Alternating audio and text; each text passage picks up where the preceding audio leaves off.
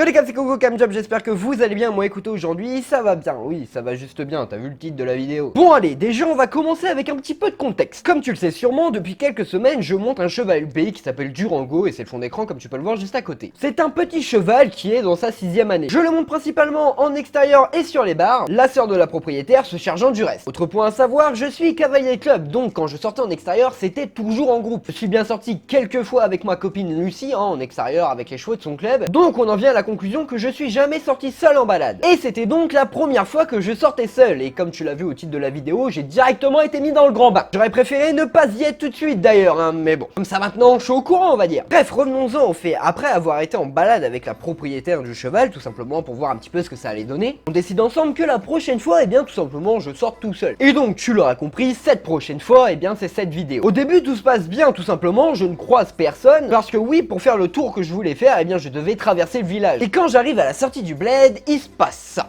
Alors toi là-bas Tipper, tu vas te détendre de ouf parce que tu roules comme un...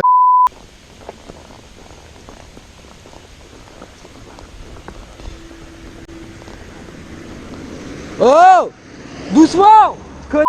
Voilà ce qui s'est donc passé dans un premier temps. Donc là j'imagine bien deux types de réactions de toi derrière ton écran. La première qui pourrait ressembler à celle-ci. Ouais bah c'est pas très impressionnant quoi, hein, je m'attendais à pire. Ou encore la deuxième qui pourrait bien ressembler à celle-ci. Mais le mec il abuse de ouf, c'est hyper dangereux. Et bien entendu je comprends tout à fait la première réaction. En effet, comme tu peux le constater, je filme toute cette vidéo avec une GoPro. Une vraie GoPro. Et si je te précise que je filmais bien avec une vraie GoPro, c'est tout simplement parce qu'elle était réglée en mode Super View. Et donc en mode ultra grand angle. Et quel est le problème des ultra grand angles? Eh bien je te le donne en 1000, hein. C'est tout simplement que l'image est fortement déformée. Et donc forcément, tout ce qui est distance aussi. Donc du coup, j'ai décidé de retourner directement sur les lieux, mais avec mon ami la caméra et avec mon ami le maître. Oui, je sais, je sors le maître, je pousse le délire un peu loin, mais c'est pour vraiment que tu te rendes compte. Mais avant toute chose, j'ai quand même pris soin d'aller chercher les dimensions du Renault Kangoo, parce que c'était la voiture qui m'a frôlé. Et donc, comme tu peux le voir ici, la voiture fait de rétro à rétro 2,13 m de largeur. Bref, sur ce, je te propose d'y aller. Bon bref, il faut qu'il pleuve, comme par hasard je vais l'entretien, mais bon c'est pas très grave. Je suis muni donc de ma caméra, de mon maître. Et puis écoutez les amis, c'est parti. Donc le lieu c'est juste là, juste à droite. Donc je vais sortir, je vais poser la caméra et je vais aller mesurer donc la taille de la route pour savoir combien la route mesure.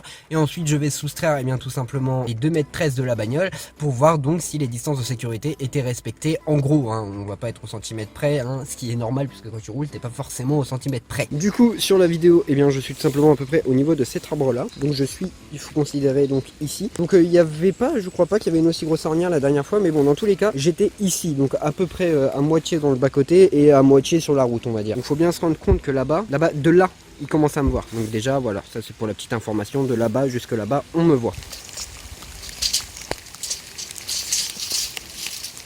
La route mesure donc 3,60 m. La voiture avait ses roues à peu près à ce niveau-là, à peu près au milieu de la route, même si on remonte un petit peu, on n'est pas vraiment à quelques centimètres près, j'ai envie de te dire. Et donc 2,13 m, ça nous arrive ici, exactement ici. Autrement dit, le gars, il a à peine mis sa deuxième roue dans la flotte, dans l'herbe. Alors qu'ici, je veux dire, il aurait pu reculer au moins encore d'une cinquantaine de centimètres. Ce qui veut dire donc que la distance, on va dire, entre mon pied, que c'est la partie la plus éloignée, la plus à l'extérieur du cheval, si on considère que j'étais à peu près ici à cheval, donc en écartant grosso modo les jambes, ça fait à peu près ça, on va dire, ça veut dire qu'il se trouvait à moins d'1 mètre de moi, tout simplement. Il était à moins d'1 mètre que moi et il est passé très rapidement. Voilà, comme ça au moins vous en avez la preuve. Je vous mets ça ici en référence pour que vous vous rendiez compte par rapport à la taille de la route. Donc la feuille que j'ai mis, elle est juste là. Voilà. Et moi j'étais grosso modo, mon pied était là. Voilà, je sais, j'ai poussé le délire loin, mais au moins tu te rends bien compte. Voilà, maintenant faisons un petit rappel du côté du code de la route, et on va commencer par ce qui est obligatoire pour un cavalier. Il est donc interdit de galoper en agglomération. Jusque là, ça me semble logique et ça ne me concerne pas dans ce cas-là. Le cheval doit être au pas quand on croise un cycliste ou un piéton, ce qui juste là me semble encore logique, et qui encore une fois ne me concerne pas dans ce cas-là. Respecter tout ce qui est feu et panneaux de signalisation, logique, on est sur la route. Bon, bien sûr, dans ce cas-là, ça me concerne toujours pas. Maintenir sa monture sur le bord droit de la chaussée. Bon, je te remets juste l'image. Donc sur ça on est bon. Comme n'importe quel conducteur, le cavalier se doit de pouvoir réaliser n'importe quel style de manœuvre. Il lui appartient donc de parfaitement maîtriser sa monture, ce qui était donc mon cas puisque le cheval n'a pas bougé d'une oreille. Informer les autres usagers de la route quand on change de direction, encore une fois totalement logique, mais ça ne me concerne toujours pas. Ne pas s'arrêter ou stationner dans une zone pouvant être dangereuse ou gênante. Alors là, si tu penses que ce point me correspond, eh bien détrompe-toi. Car en effet, juste derrière, il y a un pont et j'avais pas vraiment envie de finir à la flotte, donc il était beaucoup beaucoup moins dangereux pour moi et le cheval de rester ici et quand même à une certaine distance du virage. La pire des que j'aurais pu faire, ça aurait été justement de le croiser dans le virage. Et tu verras lors de cette petite altercation que le mec m'avait bien vu. Et enfin, dernier point, il faut avoir au minimum 14 ans pour sortir seul en extérieur. J'en ai 20, donc ça me concerne pas. On est bien d'accord, si j'ai pris la décision de t'en citer autant, et bien c'est tout simplement pour te faire un petit rappel. Car si l'on vient à ne pas respecter ces règles, on risque une amende de 2e classe. Et si l'infraction est encore plus grave, on risque une amende de 4e classe. L'amende de 4e classe, si je dis pas de bêtises, ça peut monter jusqu'à 750 €. Et maintenant, attardons-nous un petit peu du côté conducteur alors. Le code de la route stipule que tout conducteur voulant dépasser un cavalier se doit de laisser une distance latérale de sécurité de 1 mètre en agglomération et de 1,50 m hors agglomération. Voilà, et pas moins d'1 mètre comme ça peut être mon cas. Deuxième point, le conducteur est dans l'obligation de ralentir. Ça c'est pas moi qui le dis, c'est le code de la route. Parce que oui, laisser une distance d'1,50 m c'est bien beau, mais si tu nous passes à côté à 80, bon bah ça sert à rien. Et si le conducteur ne respecte pas les distances latérales de sécurité ainsi que l'obligation de ralentir, il encourt une amende de 4e classe. Et bien entendu, quand tu arrives derrière un cheval, on préconise de laisser une distance de 5 mètres. Je pense que tu voudrais éviter de te prendre un coup de sabot dans ta carrosserie. Et bien entendu, il convient également de ne pas klaxonner et de pas faire ronfler le moteur, ce qui est également pris en compte dans l'amende. Donc, dans tous les cas, ralentissez, même si le cavalier maîtrise parfaitement sa monture, nous ne sommes jamais à l'abri d'une réaction inhabituelle de l'animal. Et tout ce que je viens de te dire, eh bien écoute, ce n'est pas moi qui le dis, c'est le site officiel de la gendarmerie des Hauts-de-Saône. Et bien entendu, je te laisse la source en description. Donc, revenons-en au fait. Qu'est-ce que je peux me reprocher dans ce cas-là? Déjà, la première chose à savoir, c'est que j'ai totalement le droit d'être là, il n'y a rien qui m'en interdit. Je suis donc bel et bien sur le bord droit de la chaussée, il n'y a donc pas de problème, et je suis arrêté dans l'endroit le moins dangereux et le moins gênant où je puisse être. Donc bon, de mon côté, je n'ai pas grand chose à me reprocher, puisqu'en effet, je respecte donc le code de la route. Du côté de la voiture, comme tu as pu le voir, c'est une autre paire de manches, puisque en effet, la distance latérale de sécurité n'est absolument pas respectée, et quand bien même il était compliqué de la respecter à ce moment-là, il n'a absolument pas ralenti. Donc tout simplement, aujourd'hui, je pourrais porter parce que désormais, les images provenant de caméras embarquées sont totalement recevables face à un tribunal. C'est pour ça que maintenant, dès que je sors en extérieur, eh bien, je sors la GoPro, car si jamais il m'arrive un accident plus grave, moi, eh bien, écoutez, j'aurai des preuves. Bon, allez, maintenant, passons à la... Oui, tu vas voir, en réalité, je trouve ça assez hilarant, en fait. Tu vas très vite comprendre. Donc, pour comprendre la première chose qui va se passer, je t'invite à ouvrir grand tes oreilles.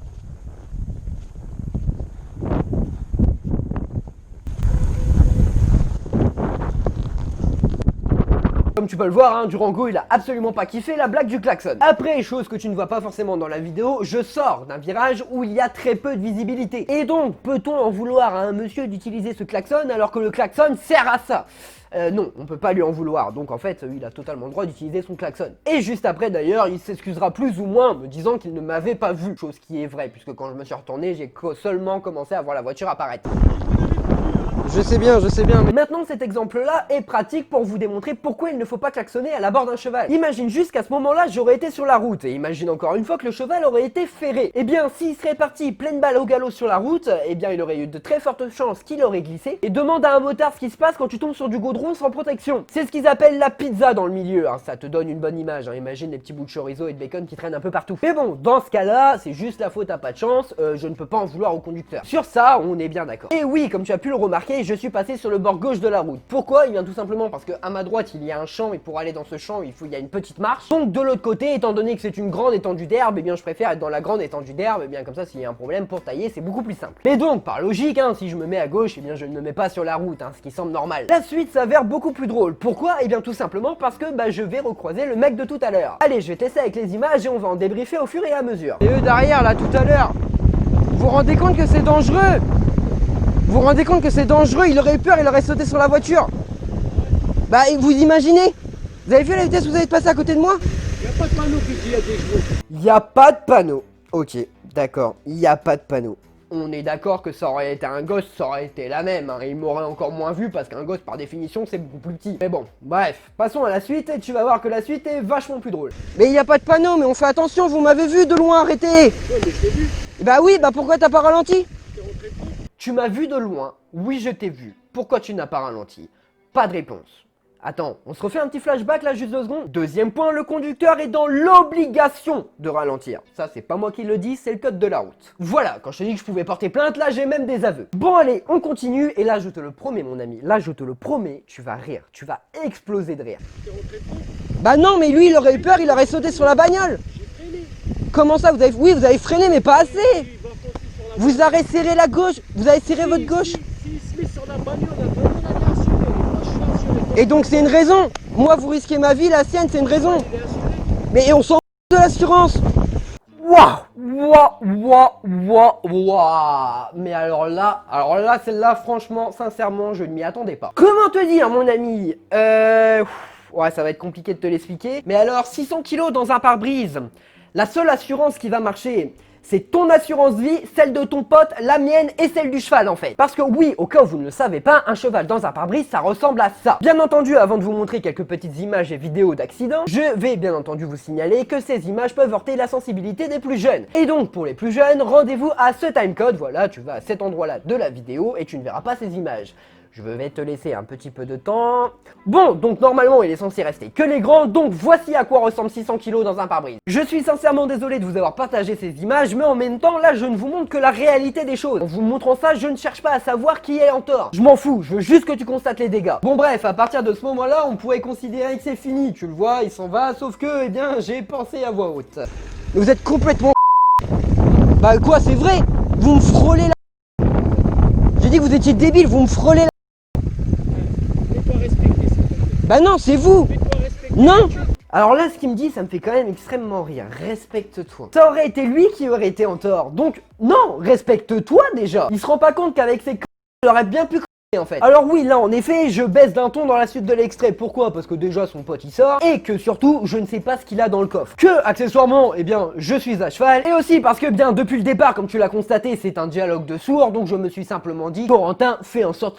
Je connais pas, on se connaît pas. Non, on se... Traite pas, tu me parles pas comme tu parles. Ok? Quoi? Non mais je suis désolé. Ton cheval est bas. Non mais vous, je vais là-bas moi. Vous partez, moi je vais vous suivre. Non mais. Enfin je vais vous suivre, je vais continuer quoi. Comment la guerre? Des fois, Non mais vous avez... Non, dis-moi ce que tu veux là. c'est dangereux. Tais-toi. C'est dangereux. Oui mais c'est dangereux. Non mais d'accord mais c'est dangereux. Eh, vas-y, Vous m'avez vu? tais-toi. C'est bon. Bah- Vas-y, c'est bon. Essaye. Vas-y, tais-toi.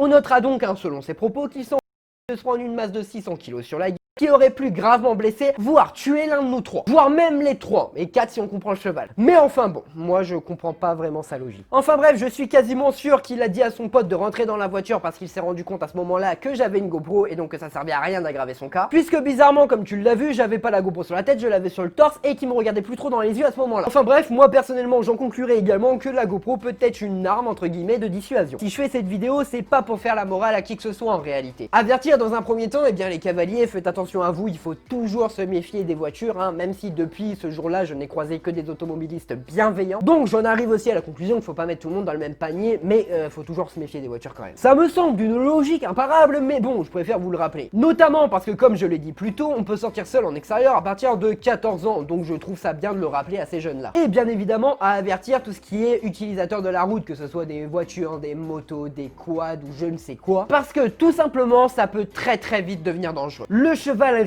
restera un animal imprévisible, quel que soit son âge, quelle que soit son expérience, on n'est jamais à l'abri de rien. Et que même si le cavalier a un niveau extraordinaire, eh bien on reste à l'abri de rien. Alors bien évidemment, on ne demande pas aux voitures de s'arrêter, on leur demande tout simplement de respecter ce code de la route. Et juste pour information, toi qui conduis, sache juste que plus tu es loin d'un cheval, moins tu rouleras vite, moins tu as de chance de mettre des vies en danger. Et quand je dis des, je pense également à la tienne. Comme tu as pu le constater dans les vidéos d'accident que j'ai mises plus tôt. Bref, si on veut que cette vidéo ne soit pas qu'un coup d'épée dans l'eau, eh bien je vous invite tout simplement à partager cette vidéo en masse. Je ne vous le demande jamais, alors pour une fois s'il vous plaît, faites-le. Parce que bien entendu, plus il y aura de monde au courant, plus il y aura de monde qui seront avertis, plus il y aura de monde qui sera sensibilisé, moins ce genre de choses pourrait évidemment arriver. Et si cette vidéo aura pu faire réagir ne serait-ce qu'une seule personne, eh bien je serais extrêmement content et cette vidéo n'aura pas été en vain. Parce que oui, c'est vrai qu'il y a également une autre chose qui m'a choqué, et c'est vrai que je te le cale en fin de vidéo, c'est que eh bien quand je suis rentré au club, j'en ai discuté avec d'autres cavaliers qui ont l'habitude de sortir en extérieur parce qu'ils font du trek, etc. Et en fait, ce qui m'a vraiment choqué, c'est que justement, personne n'était choqué que ça arrive. Et ça, ce n'est pas normal. Imagine juste toi qui es dans ta voiture, si c'est ta femme, si c'est ta fille, si c'est ton neveu, si c'est ton fils qui est sur le cheval,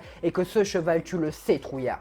tu ralentiras. Et tu feras attention, alors s'il te plaît, évite de risquer de blesser gravement une personne ou même pire de tuer la famille des autres. Bref, sur ce les caves, comme je te l'ai dit juste avant, je t'invite à partager cette vidéo. Tu peux également me soutenir financièrement sur Utip, hein, le lien est en première ligne de description. Tu peux également bien entendu m'aider à référencer, m'aider à faire sortir cette vidéo du lot en lâchant le petit sabot bleu. Et bien entendu de t'abonner à la chaîne et d'activer la cloche parce que oui, je te le rassure, d'habitude ici on rigole bien plus que ça. Bref, sur ce, cher ami conducteur et cher ami les caves, il ne me reste plus qu'à vous dire à plus les caves.